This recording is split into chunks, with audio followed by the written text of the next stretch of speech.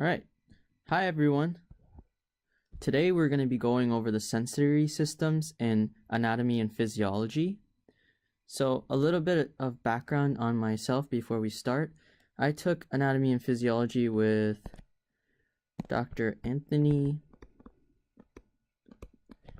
Buziak quite a few years ago, and it really inspired me to teach others. So I've been tutoring this class for quite a while now.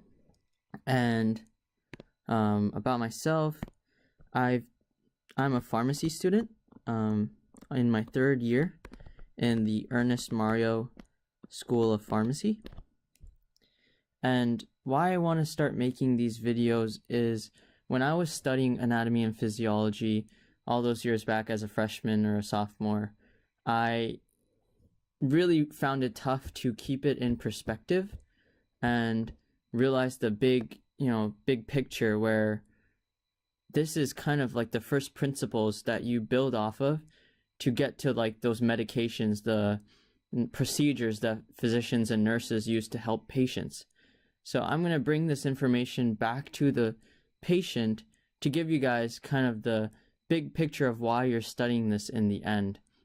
So I hope you enjoy the video, and let's get started. So the first concept I want you guys to understand, I'm going to make it in red, is that anatomy and physiology is nothing more than the relationship between structure and function. Anatomy being the structure and physiology being the function. So I always like to start off with the anatomy and then explain the physiology through the anatomy. So today we're going to be doing the visual system. Alright guys, so now we're going to go into the anatomical elements of the eye. So what we have here is a sagittal section of an eyeball. Sagittal section of the eye. Oh, no, don't want to set that up. Go away. So yeah, this is the sagittal section of the eye. And what we're gonna go into when explaining the anatomical elements is go from the outside in and from the front to the back. So I'll explain. So what do you see when you look at the outside of the eye? You're going to see a white layer, and it encompasses the whole eye. So this white layer that I'm drawing is called the sclera. And the front part of the sclera that we all know that's clear and modified, this part is called the cornea. And behind the cornea is something called the iris. Now, the iris is a different color, and it kind of represents our genetics. So the color of the iris shows your ancestry, where if you're born in a northern climate, then your iris color will be lighter to allow more light rays to enter the retina. But if you're born near the equator, your iris color may be darker, and that way more light is absorbed and won't reach the retina. And behind the iris, what we have is a muscle called the ciliary muscle. Ciliary muscle.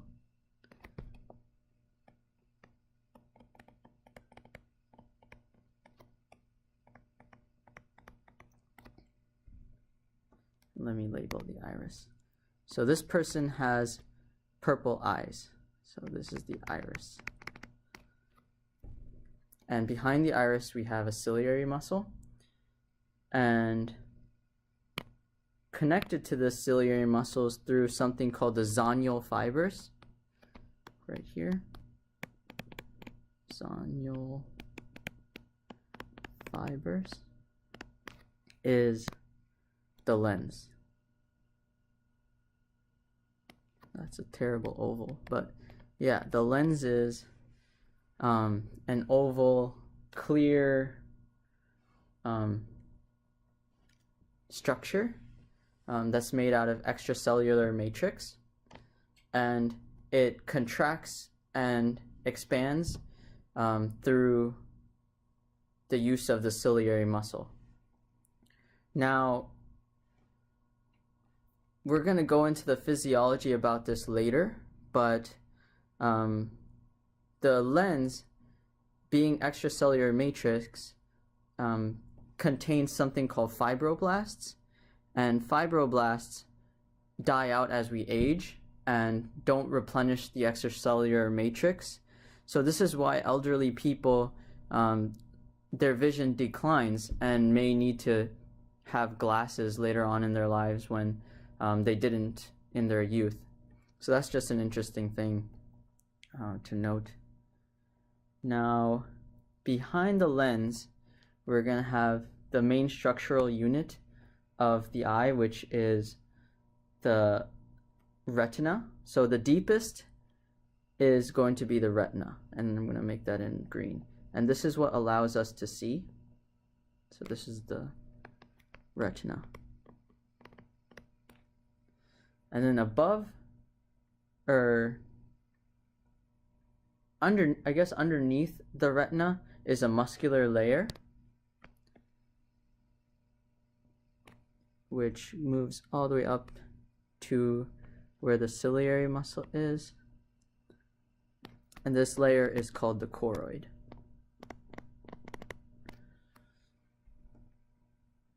And the outer layer is the sclera.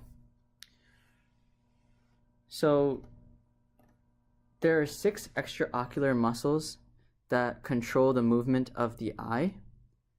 So we'll draw a little circle, a little mini eye.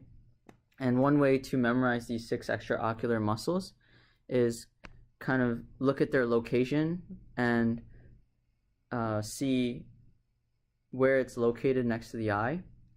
So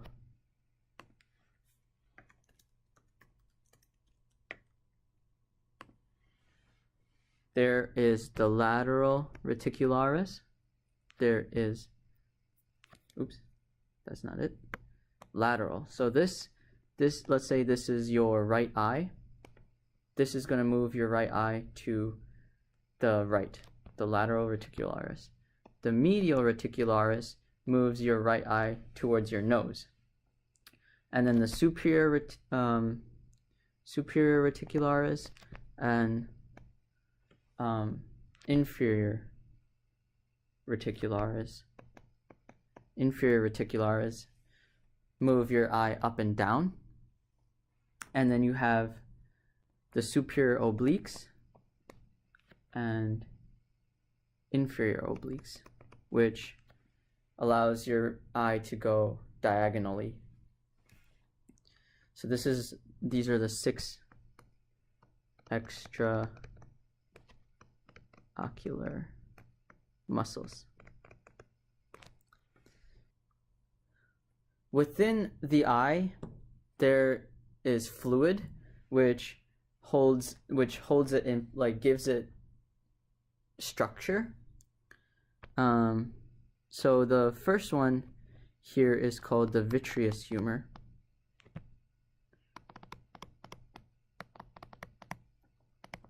And this is gelatinous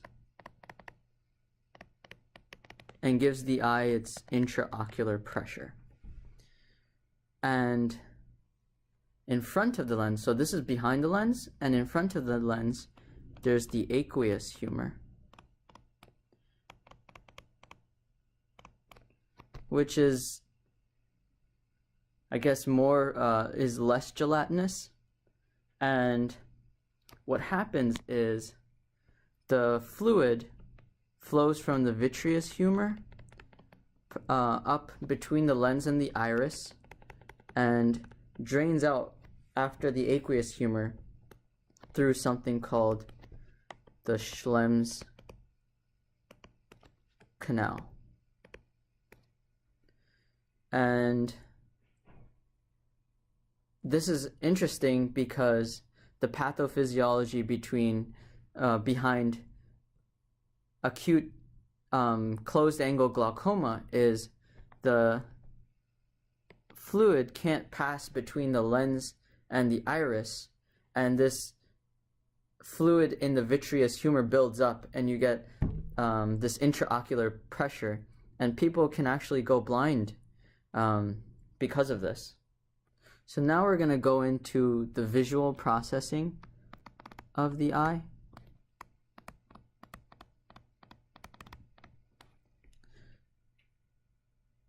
And what this has to do is that the light reflects off of a distant object and comes in contact with two optical elements. So this is light, and this light reflects off the object and comes in contact with two optical elements. So the first one being the cornea, which we discussed about, is the modified sclera, and the second being the lens, which is made of extracellular matrix.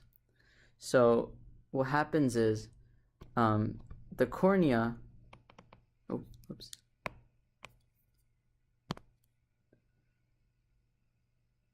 the cornea takes the light that is not absorbed by the object itself. So basically the color that you see from an object is what is not absorbed and is reflected from an object, and it bends the light and brings it into focus at the back of the eye onto the retina. So this light, this photon, is going to be bent this way, and this photon is going to be bent this way. So you're going to have an inverted image.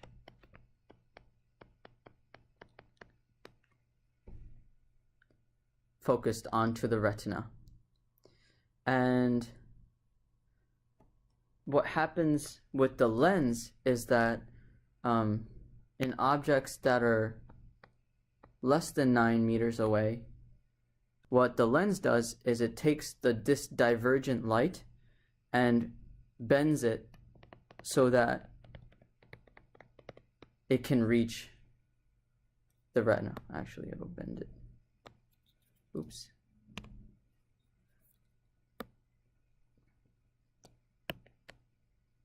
Oops. So it'll reach the retina. So the lens is important for focusing images that are focusing objects that are less than 9 meters away. And this process is called accommodation, because you're accommodating for the divergent light. So that's pretty much it for the anatomical elements of the eye and visual processing. So I hope you guys learned something, and if you have any suggestions for how I could make these videos better, please leave a comment below, and I'll try to have more videos out before your final. So good luck with studying.